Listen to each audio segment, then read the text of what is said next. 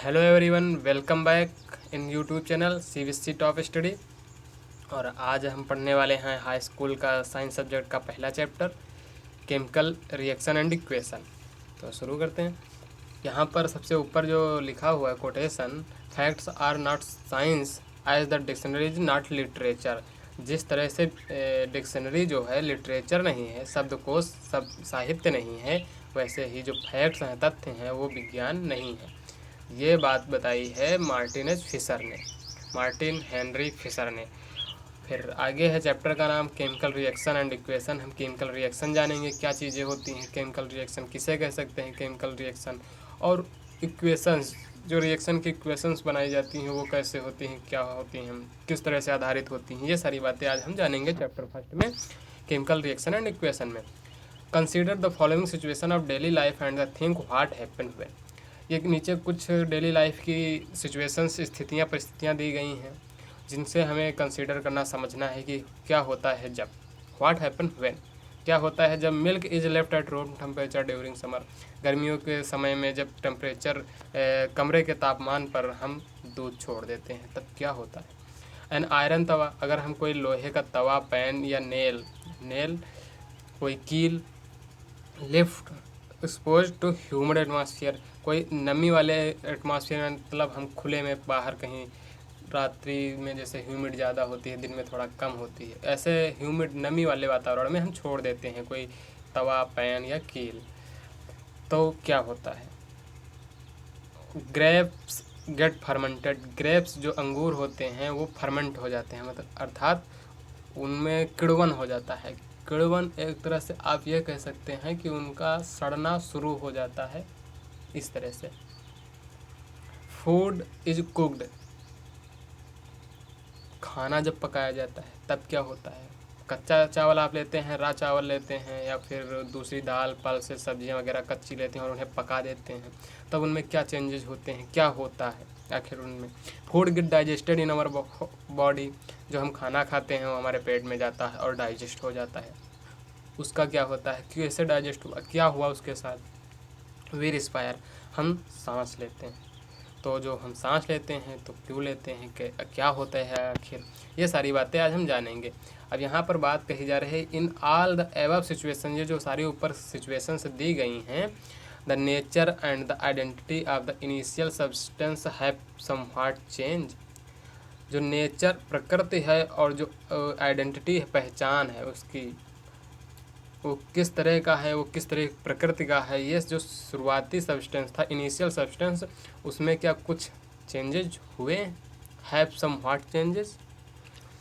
We have already learn, हम पहले से ही ये सब बातें सीख चुके हैं, जैसे कि कौन सी, physical and chemical changes of matter in our previous classes. High school से पहले जो हम नाइन्थ और एट्थ सेवेंथ पढ़ चुके हैं, तो उन क्लासेस में हम जान चुके हैं फिजिकल और केमिकल चेंजेस, भौतिक और रासायनिक चेंजेस के बारे में। जो पदार्थ होते हैं, मैटर्स होते हैं, इन सब के फिजिकल और केमिकल चेंजेस के बारे में पहले हम सीख चुके हैं। वेन हमारा केमिकल चेंज अकर, जब कोई रासायनिक चेंजेज होता है, परिवर्तन होता है, we can say that a chemical reaction has taken place, तब हम कहते हैं कि यहाँ पर केमिकल रिएक्शन हुई है।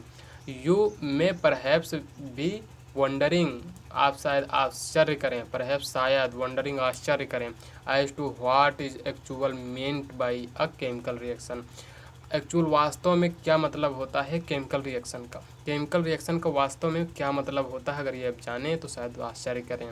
How do we come to know, हम कैसे जान सकते हैं दैट कि a chemical reaction has take place, कि यहाँ पर एक केमिकल रिएक्शन हुई है, ये कैसे हम जानें।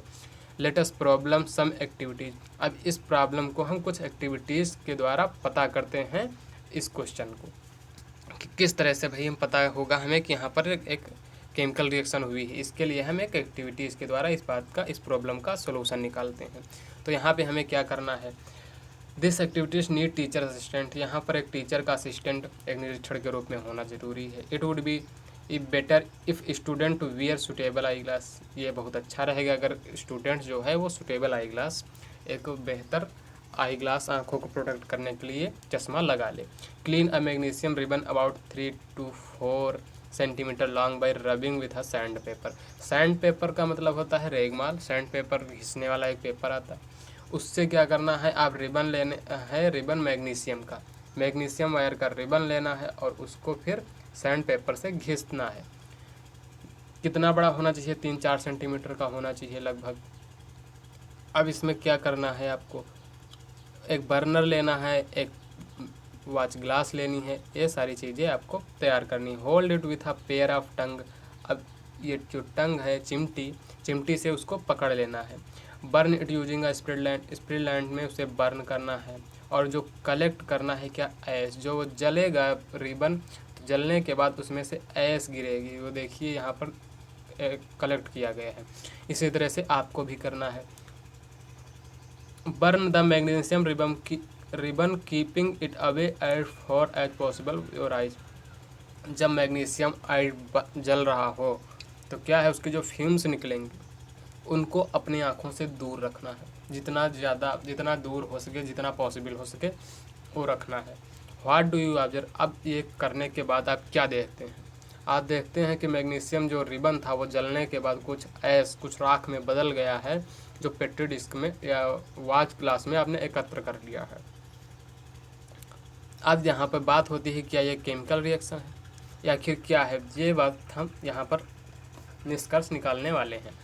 You must have observe that magnesium ribbon Burns with a dazzling white flame and change into a white powder.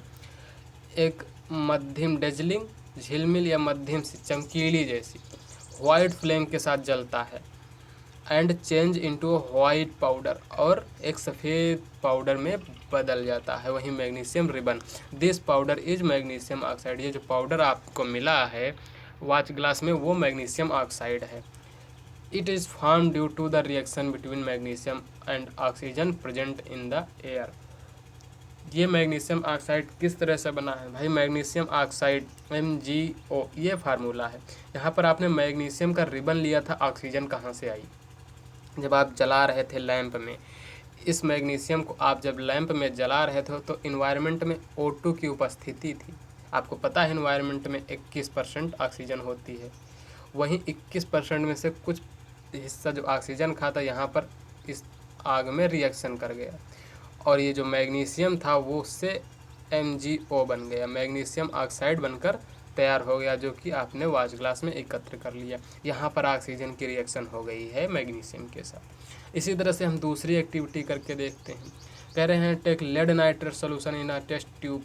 आपको क्या लेना है, लेड नाइट्रेट PbNO3 का सोल्यूशन लेना है, और क्या करना है, add potassium iodide solution to this. अब उसमें पोटेशियम आयोडाइड का सोल्यूशन मिला देना है आपको। व्हाट डू यू ऑब्जर्व, आपको क्या दिखाई पड़ता है, वहाँ पर जो परिवर्तन दिखाई दे रहे हैं वो क्यों हैं, क्योंकि वहाँ पर एक केमिकल रिएक्शन हो रही है लेड नाइट्रेट और पोटेशियम सोल्यूशन के बीच में। अच्छा, तीसरी एक्टिविटी देख लेते हैं। Take a few zinc granules. अब यहाँ पर आपको जिंक ग्रेन्यूल्स लेने हैं और कोनिकल फ्लास्क में या फिर एक टेस्ट ट्यूब में उनको रखना है।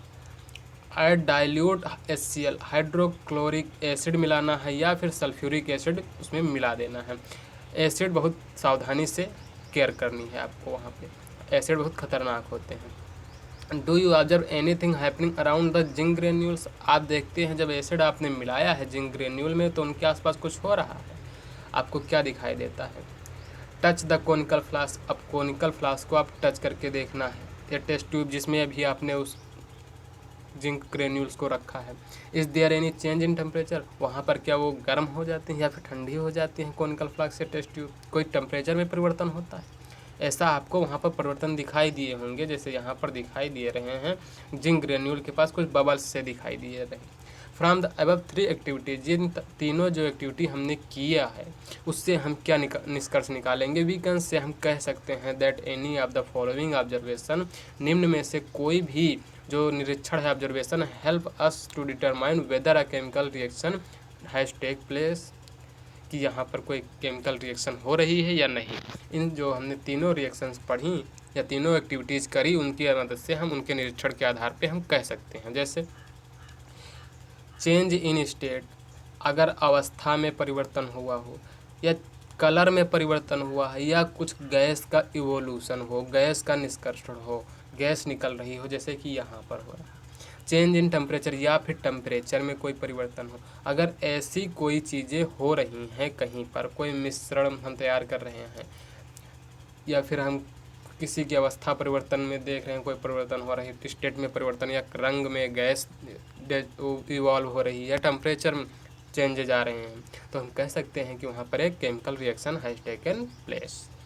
As we observe the changes around us, जैसा कि हम देखते हैं हमारे जो अराउंड होता है, चारों ओर हम देखते हैं बहुत सारे चेंजेज होते रहते हैं, और ये बात तो हमने पहले भी छोटी क्लासेस में पढ़ चुके हैं 6th-7th में।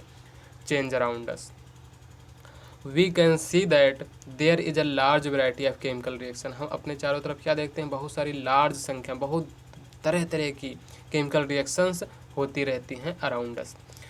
We will study about the various type of chemical reaction and their symbolic representation in this chapter.